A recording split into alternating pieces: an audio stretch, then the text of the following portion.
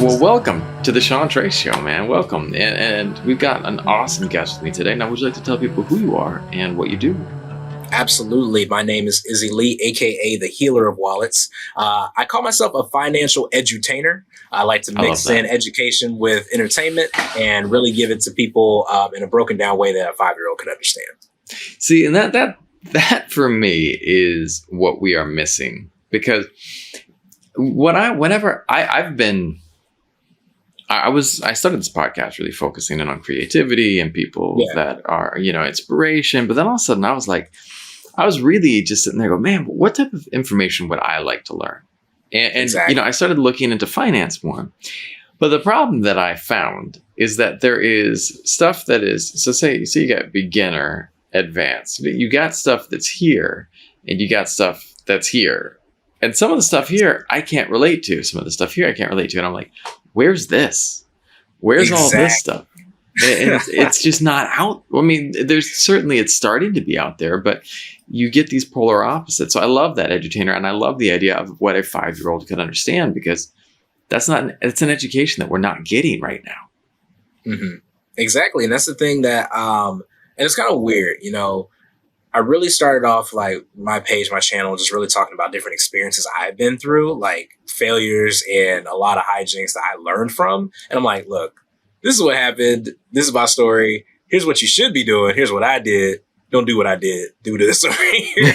And I broke it down. I tried to always be super creative, super funny, and just kind of make a serious thing into something that's enjoyable. That's me. I try to brighten people's day. So a lot of my creativity is based around trying to relate to people. And I find the best way to relate to them is relating on the fact that something serious happened. We all go through something as humans, right? We're always going through something. It's with our relationships, our finances, our kids. So what I try to do is I try to turn that on its head and turn it into something that's humorous, that you can actually receive it. You know what I'm saying? Right. That's the best way of teaching things is if you get serious about things, even things that are serious, people just freeze. They clam up and they freeze, and they don't know how to process it. But if you can make it humorous, if you can make it interesting, it makes it much easier to digest. No. How did you tell me a little bit about your background? How did you get started in this? What was it that kicked this off?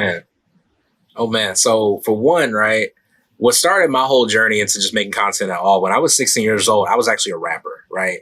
I was really getting to the music scene. I actually got signed temporarily to like a temp contract with Island Def Jam. And was what a lot of my content side came from. I always was making content. I'm always pushing things out that people can, vibe with, relate to, whatever.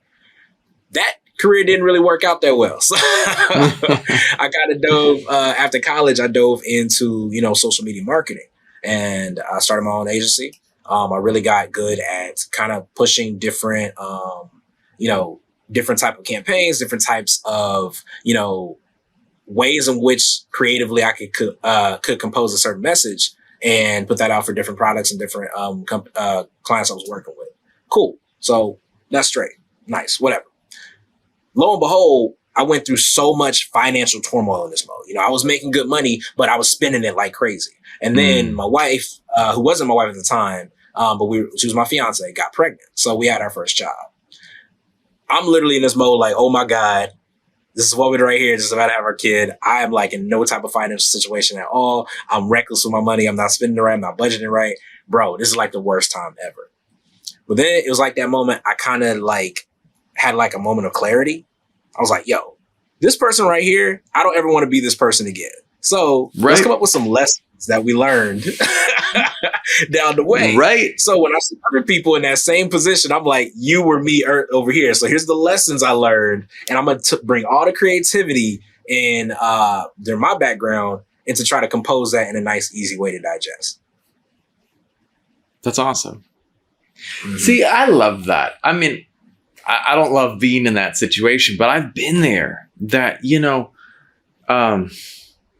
when you're waking up to that moment of whatever it is that is a challenge for you, and you go, this is not what I want to continue. This is not where I want to be. And for a lot of people, it's scary. There was a moment in time where and it's one of the reasons I kicked off this financial things is I have student loan debt. I'm dealing with, getting myself back on track. But like what I was sitting there thinking is going, I was never given the information. And when I was, signed up at the schools, that I was studying at, they made it sound like it was just going to be no problem. We are all across the board dealing, and I don't want to make myself sound like a victim. I'm not trying to do that. But we are not given all the information. We are given a partial picture of how this game is played. And there are people that are playing this game at like expert level, and the rest of us are just, playing catch up. And really, we all could be at expert level. You really could. And the funny thing is, like, I saw a post earlier today talking about, like, it's funny, like your life and the change, and like your life is only one piece of knowledge away from being completely different. Right? Completely different. It's usually one piece of knowledge, one decision from being completely different than what it was today. And that's what it is. I feel like, honestly, when we was in school, and I stick by this, I feel like we were lied to. A lot of us were given halfway information, honestly, on purpose sometimes. I got a little bit of a conspiracy mind with that. But and it kind of keeps us in this perpetual state of like always having anxiety over what to do with our lives, right? Yep. They kind of stomp out creativity that way. They stomp out financial know-how that way. And it comes up to us to like go through life and go through these experiences, go through these trials and tribulations to then finally wake up to that. And by that time, we got grays in our hair, we got stress, we got kids, we got everything going on. It's hard to really now take the action on top of it. So what I wanted to do now is like the reason why I kind of got into it. I'm like, look, there is such a hole in knowledge, and there's such a hole in not only knowledge, right? Understanding it too. Because the knowledge is out there. You can go Google anything you want. Yeah. But if it's written in so much jargon and fluff, you're not going to pick up any of it. So where's the understanding, Well, you have a really good point there, because like I was trying to learn, my wife is a musician. And so I was trying to, during the COVID time, to learn to mix and master on my own. And I digested thousands of hours of video, and I went through everything, and I did it, and I did my mixes, and it sounded like shit. And I was like, there is obviously something that I am doing wrong. And it's not just information. It's about synthesis, practice, and having people that can mentor, having people that give you that feedback and sit there and going, you know what? And that's the thing.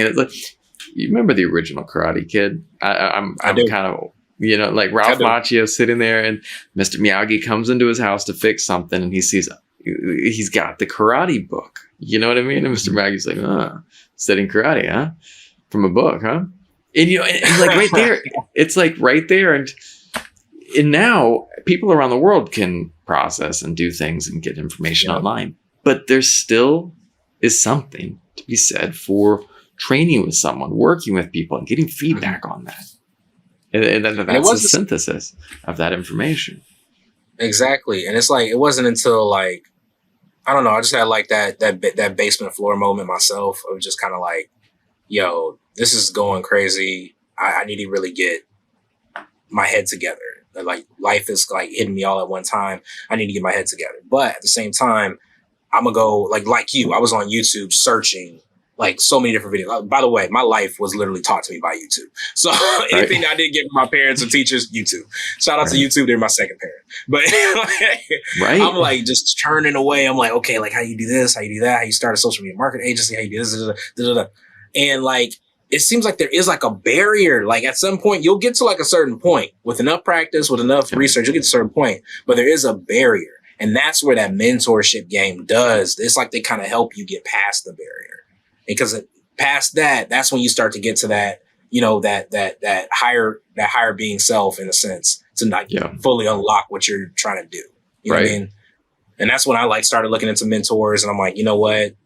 You guys charging crazy money, but it's worth it, man. Let me go get some instruction. Let me get some instruction. Well, because you know what it is? I'm reading what was it? The Jin Cicero, You Are Badass. And she's got the series, You Are Badass at Making Money. And the book is interesting. One of the things that just floored me from the book, and she hasn't had a bunch of like financial advice. It's mostly just mental, like, Right. you deserve this. You know, you got to change your mindset stuff. And one of the things that was interesting was when she started talking about like the mentorship that she received and what people were paying for it. And I was just like, one of the first things I was like, dude, people are paying 85 grand for mentorship. Boy. That is crazy. And that's crazy. But like at the same time, I am certain that there are people like these mentors, and I don't have an $85,000 mentor. And if I had 85 grand to just toss into a mentorship, I probably would try to find like a different number of smaller mentors to kind of work with me in different areas. I don't know. That would like just be kind of smaller ones. Yeah, that's how I'd probably plan it. You know, if that money was dedicated to that. But my point being, what was really fascinating in that book was that we often operate from like 0 to 10, right? Mm-hmm. And so we're operating on this scale, and that scale is kind of what we know. Mm-hmm. Sometimes these mentors are going to be like, yeah, you're working numbers, I'm working letters. You know what I mean? How about, you know, A to Z? And you're like, oh, whoa, there's a whole other like dimension. And dimension to it, right? And that's the crazy part is like that there's this people that can see in a way that you can't even comprehend. You're still 2D and they're like 3D. You know what I mean? Mm-hmm. And that's what's cool to me. That's exactly it. That's what I was saying. Like they add a lot more color and dimension to the, like you were just saying, like 2D and 3D. To me, I kind of think of it as like black and white to color, right? They added in all the extra parts that you weren't even really thinking about before. You might have saw the whole shaping out. You might have saw what, you know, what the sketch looks like, but you didn't see where the sunset was over here, where the sunset met the water, and then where it kind of cascaded and blended over here. And that's the part that's missing all the time, right? And that's the part that's missing in content sometimes these days too. You know, people don't add in the rest of the color part. They only kind of give you the, like you said, that 0 to 10.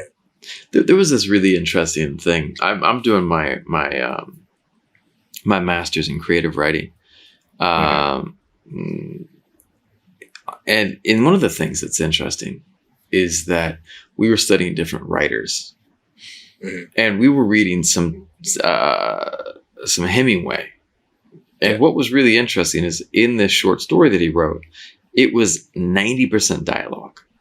And everything else was absent. And what was really interesting in reading that was that there was this absence of depth that you had to then make up. And what I was finding hard was it was hard for me to visualize that versus you get people that really can dive in and, you know, there's a place for both. Sometimes we don't need people that are so micromanaging, but sometimes we really need that tutorial to kind of blast your level open, you know, to see. And so often, like I'm getting ready to move back to the US because nice. One of the reasons is I've loved how I've developed and blossomed personally in Vietnam, but I've hit a limit. And I'm like, I'm sitting here and I'm like, I need to get here, but I can't do that where I'm at. And sometimes at those moments, go ahead. Yeah. Oh man, no, I'm just saying you're spitting gems right now because that's the thing. Like I'm starting to see that too. You know, I'm still a young guy myself, like only 28, but I am starting to see, you know, in life how you do hit limits sometimes. And it's not even, sometimes it's not even of your own, you know, control. Sometimes that's just literally where you are right now. You can't go past here. You're going to have to go to the right a little bit or to the left and then move up and then move up again. It's almost like literally you're, you know, kind of like a Tetris board in a sense. Yep. Mm-hmm. And see that,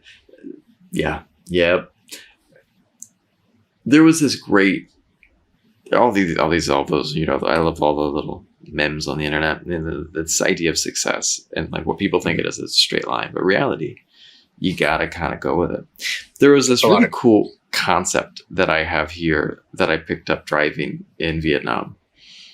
And when you ride a motorbike and there's thousands of motorbikes crowding a small space, and I learned to just when I pick my route through the city, I go with the flow, so that anytime I get a red light here, then I go this way, and then and I just kind of trust where traffic takes me. And certainly I have a plan. I know where I want to be going. I know all the roads, but there's also that spontaneity to kind of allow life to shape me a little bit. You know what I mean? And kind of like you roll with it.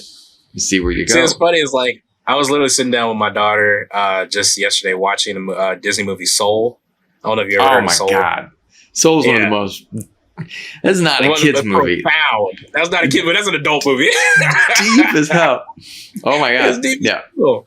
And what you just said, that's life is worth living. You know, you have to kind of experience life in order to even be motivated, in order to be inspired, in order to be, you know, go to the next level. Because if you're not, then that's when you know you're stuck. You know what I'm saying? And even when you feel like you do have, like he had, his thing was piano. Even when you feel like you do have it, after he performed in front of that big old crowd, he's like, this is it? Yeah. It's like, even when you think like you had it, you know, it's like sometimes it's over here. Yeah. But you coming back to the vision that you're talking about and to what you're doing. See, I'm all about experiencing life. And I'm a bit of a you know, free spirit and creative artist. And I wanted to follow my dreams and all that. But then all of a sudden, no one ever taught me that you can have your dreams, that you can follow and pursue that and still be financially responsible and learn the tools of the trade. And this is one of the things that my wife and I were talking about, because my daughter is the daughter of a famous singer, and she's tall and beautiful.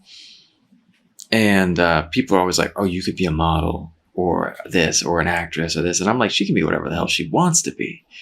And I look at her and I say, Ilani, you can be anything you want, but you're going to learn how to make money at it and how to turn it into a business. Because if you're going to be a singer, that's great. But learn fiscal responsibility. Learn how to invest money, learn how to save, learn how to use debt wisely, you know? Mm-hmm. And that's exactly what I was just about to add to that. It's like, yes, life is worth living. You should always be in that free spirit mode because it does give you inspiration. But what kind of gets you going, like I almost call it like control chaos, you know, in a sense. Yes. You still have to have the structure in place, the lessons in place that are going to get you there. You know what I mean? Like, so when it comes to financial literacy and that nature, yes, you want, like, there's so many people that are literally starving artists out here every day. You know what I'm saying? They're literally going this, and this, and this, and they're literally spending their last dollar and working for pennies. What is wrong with you? Right. Because at the end of the day, you still have to have things in place that are going to benefit you, your family, your children, and the lifestyle you're trying to create down the road, including your retirement. And that does require some levity of know-how, literacy, and just kind of like some structure in order to reach that freedom. And that's what we try to blend together every day. I don't know. Some people are successful. Some people aren't at it, but that's the goal. Yeah. And you know, the thing too, like, it's not rocket science. It's not rocket science. You know what I mean? And I think that one of the things with money and a lack of money is that it's triggered to survival, and it is triggered to this very primal place of have or not have, and power and control and punishment. Because let's be real, I think, and this is where I'm a little bit in conspiracy theory, the less people know about financial literacy, the less power people have. And there is a whole game about keeping people like uninformed and dependent on others, dependent on the system, dependent on, and to kind of follow the flow. And, you know, let's be real, it's a control mechanism, you know, and I don't want to go too deep down but there is something to be said that when you learn this, it gives you power to have the freedom to, certainly we don't have complete freedom to dictate the direction of our lives, but power to steer the ship in a direction that is favorable. Sometimes I even kind of, because I hear power a lot when I think about financial literacy, and there's some validity to that. But I just kind of also think of it, it's like options. It's I like, love that. and I kind of I love always that. phrase it like, right? Like, when you have $1, like, let's imagine you have $1, right? With $1, you have one option. With $2, you have two options. With $3, you have three options, so on and so forth. Each dollar becomes a new option that wasn't available previous when you had the $1. So it's not necessarily just power. It's, in a sense, you now have more options. Here's the thing, though, right? And this is where I come on to when I'm talking about retirement, when I'm talking about having trust, when I'm talking about different lessons that go along with it. You'll see some people that have a multitude of options, and they are literally some of the most depressed people. Almost just as depressed as people that only had one option. Right. You have to find a way in which to balance out what you're going after and have a clear goal in mind of what you're trying to attain. That's why I talk about on my channel all the time. What is your goal in the first place? Are you trying to set up for retirement? Are you trying to open up a business? Are you trying to be financially free? Are you trying to travel? Have a goal in mind and then put your options on top of the goal, as opposed to just trying to come up with a bunch of options and trying to fill it with goals. You know what I mean? I like that. I like that a lot. Well, the thing too there is that no two people's journey is the same. You know, and we are programmed to chase more. And, what is more? What is more? It's like more is such a more of what? More kittens, more puppies, more cars. It's like each person, it's different. You know what I mean? For me, I want a house next to a lake in the mountains. And I want to have a media empire where I spread positivity and where I can reach and touch people across the world. That's what I want. I want to have financial security so that my kids can go to the schools they want to go to and not have to worry about taking debt. I want to have enough money that I can help them start their own businesses. That's what I want. And I want to make an impact throughout the whole thing. But do I want to be the founder of some app and make billions? I don't necessarily think that's my journey. Certainly if I can invest in things, that's part of a portfolio, but I don't want to start that. I don't want to be the next creator of TikTok because that's not my path. My path is through the media. I'm good at it. There was a great quote that I saw today. Not quote, but like there was this guy and they're like, this kid is making $25,000 a month or $50,000 a month in passive income. And this is his thing. And it was a really interesting article. And the guy was like, start off with, what are you good at? What is it that you are good at? And find a way to share that. Find a way to empower people with that. And once you start with that, and you start with knowing your goal, sky's the limit.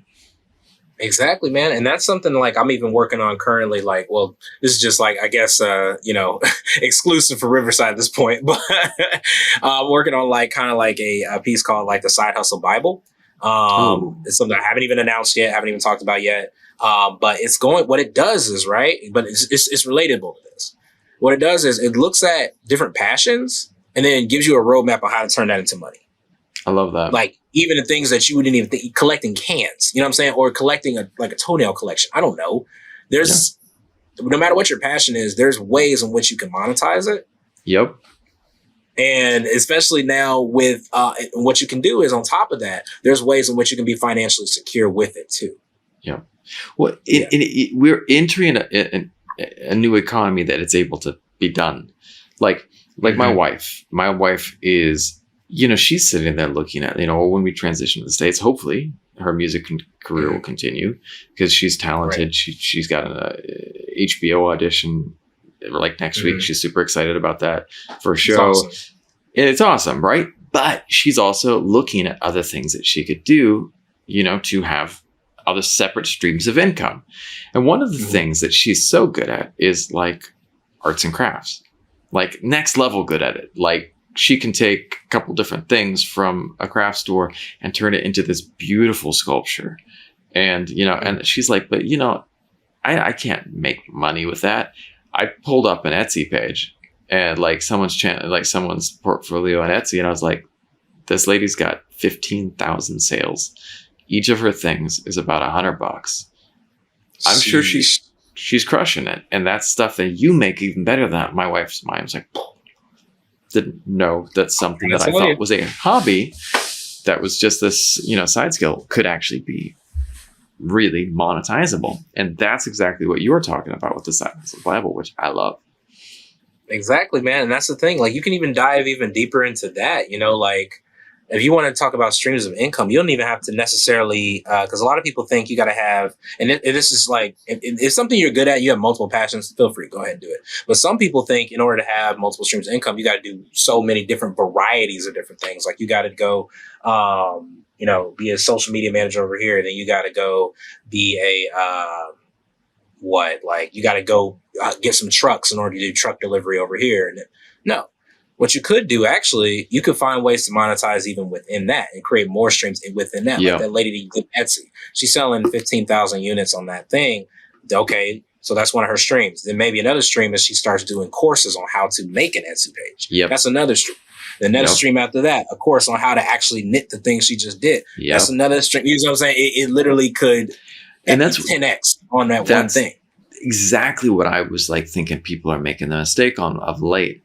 Is this is something I was thinking about because I've been looking at all of my side streams and I'm re-diving into re-exploring this because I was not of that mindset and I've just been blowing my mind open with all of this as well. Mm-hmm. And one of the things that I was looking at was like, well, yeah, I gotta try this over here and over here, and I was like, but one of the vibes when I was looking at some of these options is like that is not true to me. Because that is not my calling. And I need to be true to what I'm good at and really true to that. And it's like you said, like you can circle back in on what you're good at, and I mean, that's rad, and that's great. And I think that's important. You got to do an audit on yourself. Are you doing this thing because you actually enjoy doing it as a passion, or are you doing it just to make money? Either one of those is fine. Neither one of those is wrong. It's just you have to be honest in knowing what that is going to be for you. I will say doing things for just money, you'll get burnt out faster. Then again, also doing something that's a passion and turning that into money, you're going to start to resent the thing you used to love. So it's like a balance, and it depends on what you want to end up doing. So that's why I say people, make sure you do an audit when you're doing the business, decide and make a choice. Just make a choice, flow with it. If it needs to be adjusted down the line, cool, adjust it. And that's where sometimes you might need to outsource. You might need to hire people because, like, look, I can't do the sales. I just want to do the content. I can't do the video editing. I just want to do the script writing. You know what I'm saying? Yep. That's fine. And can you scale it? Because that's the thing. That's the thing I think that people have to think about too. Is like, or as you create something, because you're right. For me, one of the things that I realize is I love creating content, and but yet I do not like doing the scrubbing through it. You know what I mean? And like show notes and like, I'm creating my podcast, but I'm really going to be bringing on an assistant to start doing show notes for me and start doing the little clips because I like to create the larger vision, but getting all of the because now, and this is one of the reasons I slowed down because I was uploading, short versions of this onto Instagram and other places. But now the social media networks have buried that form of video and they want everything to be a reel, 90 seconds or a minute in just, quick. And I'm not having fun editing that content. You know what I mean? And so it's something that I'm like, yeah, well, I'll bring someone in. And it works, because it's just what helps me. Now, let me ask you this. So you started going through music and getting into this. What was it that kicked off the shift to finances? What was it that got you going? I need to share this. Yeah. And like what really did it for me, it was just like, I felt like I was really helping people. Like, and I think a new spark in like my heart kind of popped up and was like, I enjoy helping people. I enjoy teaching people. I love that. So it's like, I thought I enjoyed music and I did at the time I did. And I thought I just enjoyed, making content. Cool. Just having fun in front of a camera. But then a new spark popped up. I really enjoyed the joy I got when someone told me, bro, you really helped me out. I took what you said. I did it. 3 months later, I'm in a better position for it. I'm like, wow, that's pretty dope. I want to do this some more. I want to get more people being helped. You know what I'm saying? I want to help more people. That's beautiful, man. I watched some of your clips that were really interesting. There was one on the healthcare system, and you were sharing some knowledge, and I was just like, I remember once I had some massive hospital bills, and I was just buried, and I didn't know what to do, and my mom was like, you can ask this debt to be just erased, forgiven. You just go in and negotiate with them. And I was like, they don't do that, Mom. And she's like, no, they do.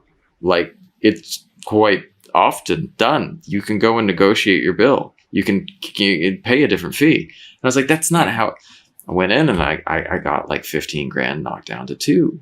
And it was just like, and I was just like, why are they not telling people this? Like, why is this not general knowledge, man? Like, first of all, the bills are outlandish. It didn't need to be that expensive for what they did. It was like just a person would walk in the room and go, are you okay? All right, that's 10 grand. You know, it's like, what the hell? There you go. But yet it was like, it was mind blowing to me that people didn't know this secret, you know, this information. And that's what I was like, I saw you dropping that. And like, do you know Mark Rober, I think is his name?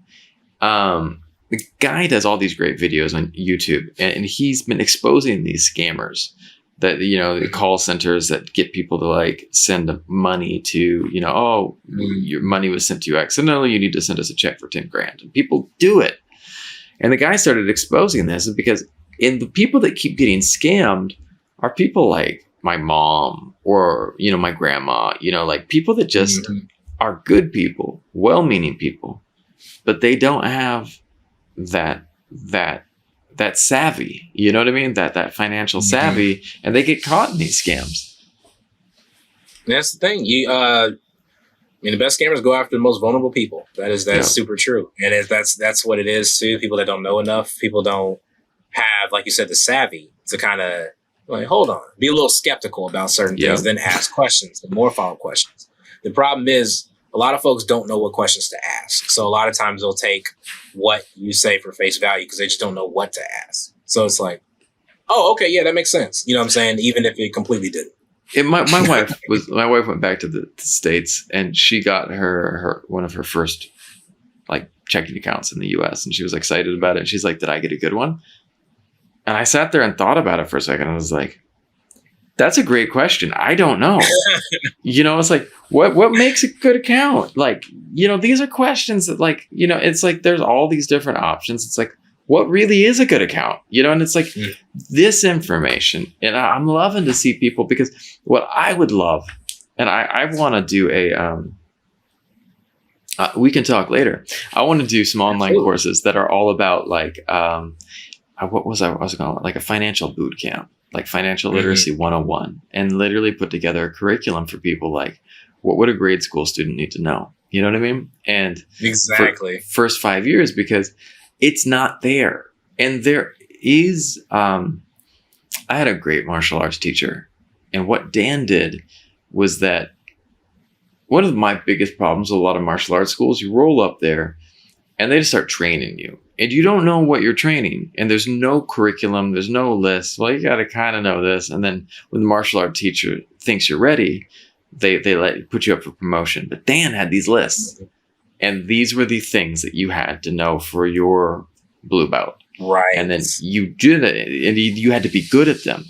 But like, it was a very clear expectation for what you want. And I feel like that curriculum for all the stuff that I see on online, it's kind of haphazard. It's kind of like just shooting in all different directions. And it's great information, but sometimes I just would love to see more of an organized structure to a lot of this. You know what I mean? And this is exactly what we were just talking about earlier, when you got like the passions and stuff and it's just floating around, but you need the structure to kind of keep it focused, right? So you can actually digest what's going on. And I kind of kin this to like when I'm in school and they gave out the syllabus to a class. Right. You're going to know the syllabus. Right. You're going to see the syllabi. You're going to see exactly what you're going to learn. Okay, it's this part 101, then this part, then I'm going to learn this. And then we're going to have a test right here for these last 5 things. It's so much, I'd say it's just, it lessens the anxiety.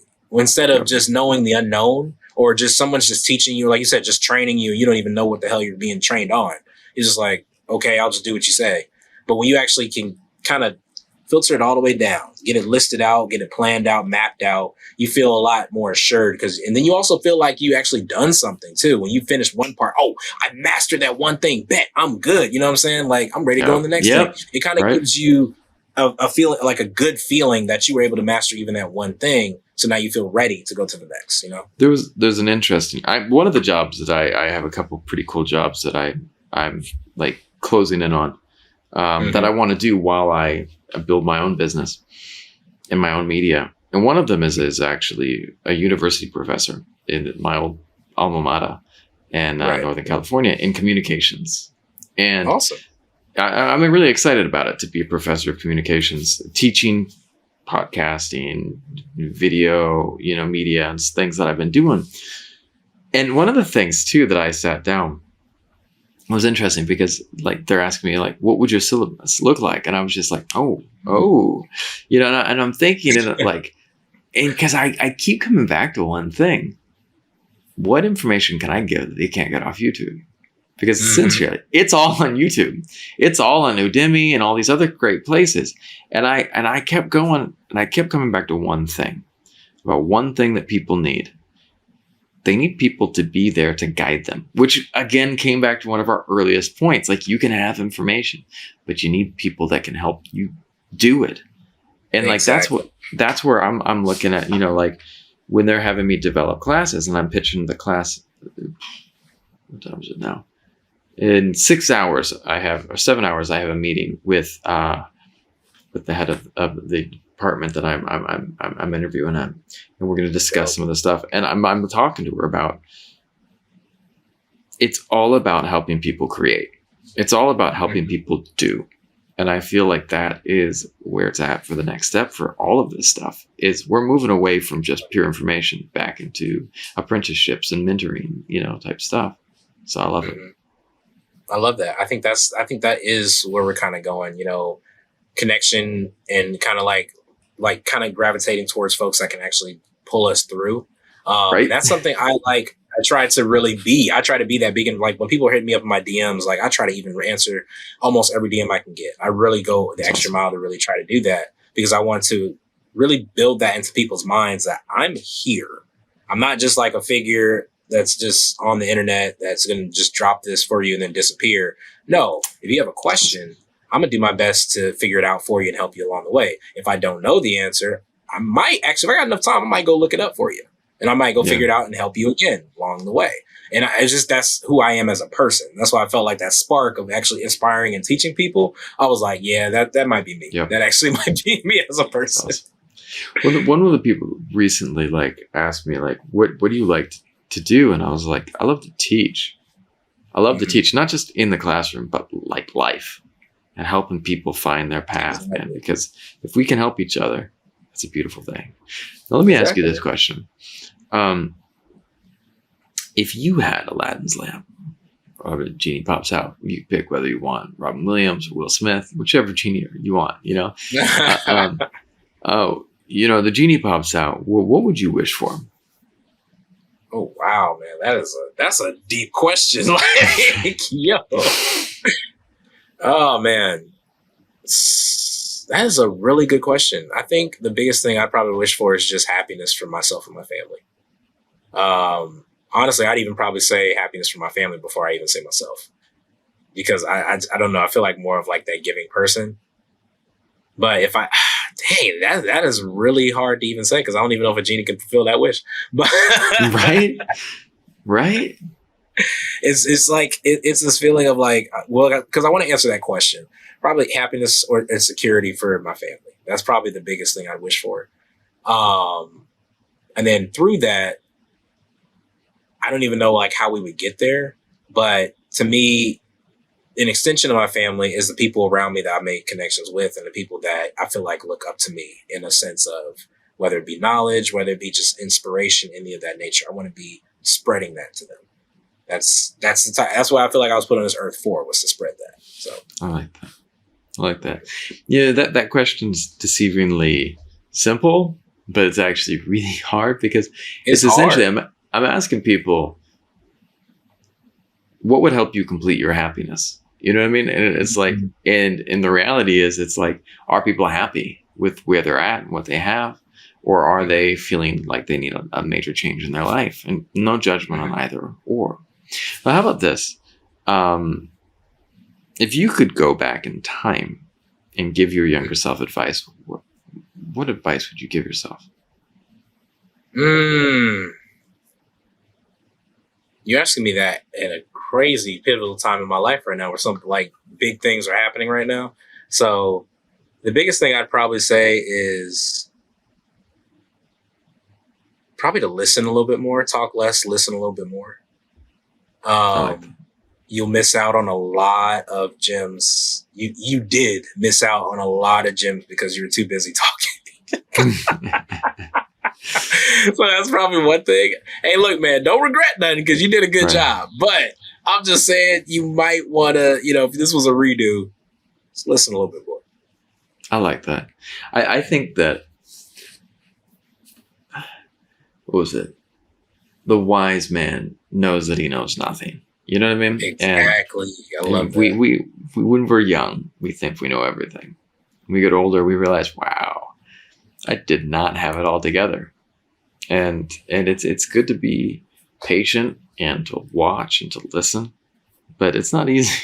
It's not easy. It's not, man. Especially, I feel like when you got, folks that are just super ambitious too. It's really, when you're an ambitious person, and I'm pretty sure you can relate to this, it's hard to just sit and listen and to not act, to not do the next thing, to not think about the next inspiration you have. You know what I'm saying? And when you couple ambition with being a creative, Lord, that's impossible. I had one job that I interviewed at, and they told me, oh, I'm going to take it. Like, I interviewed, it was great. We want you to speak with the VP. And it's a job I'm still running for. I really like it. It's a great job. Awesome. Creative director of podcasts for a big company. And I was like, oh, that's awesome. Oh, that's big. That'd be fun, right? And I was I'm still excited about it. But then the hiring manager was like, I'm traveling on vacation for a week. I'll get back to you in a week. And they'd set you up with the VP. And I was just like, a week? Like, to me, coming from the media that I come in, a week is an absolute eternity of wasted time. Exactly. And I'm just like, how can you have that much downtime? Do you know what we could create in that amount of time? Exactly. It's mind blowing to me that people would just sit and wait. And so I feel you on the ambition. It's tough. Mm-hmm. It's tough to wait. And so, but you can have patience with that younger self, because at the end of the day, and you said something about this, people with lots of options are not always happier. You got to slow down sometimes to at least know what is important for you. Exactly. You got to, because it kind of brings out what's most important. And I've had moments like that multiple times. I'm like, where I'll just be glued and like locked into what I'm doing. And I kind of would, everything else just kind of gets blurry.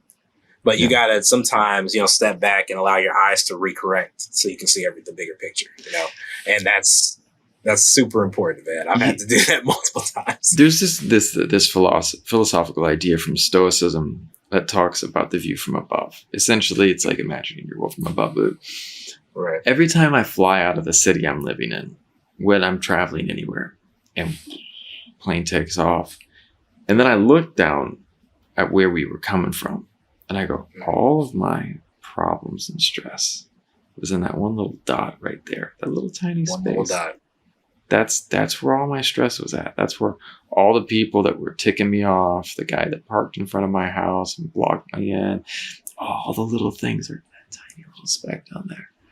And it gives you perspective, man, because gives you perspective. It's all not that important in the end. At the end of the day, it's like a lot of the things that we kind of stress about, whether it be our finances, everything of that nature. It's like I said before, you're one decision, one small change of knowledge away from completely changing where you're at. You know what I'm saying? You're if you're in a financial situation where your credit is so bad, I have so many hacks I could literally fix your credit in 3 to 6 months. That's awesome. It's not the end of the world is what I'm saying.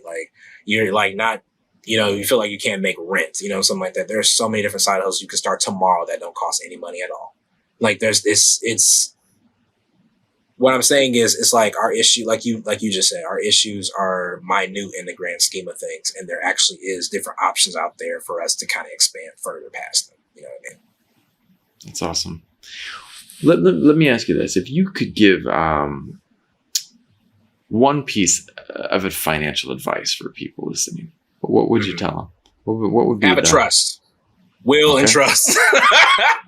Why? You would not believe the amount of people that don't have a trust, a will set up, or really just prepare for anything that could happen in life.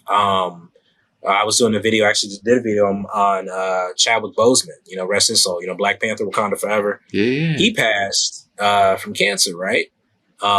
He had a wife, he had a family, everything of that nature. He had millions, making money from Marvel and Disney, doing all this type of stuff. Well, half of his money was taken by the probate courts because he didn't have a will in place. He didn't have a trust in place. So half of his money by default was taken to the government just for holding fees. And the other half was split between his family and his wife.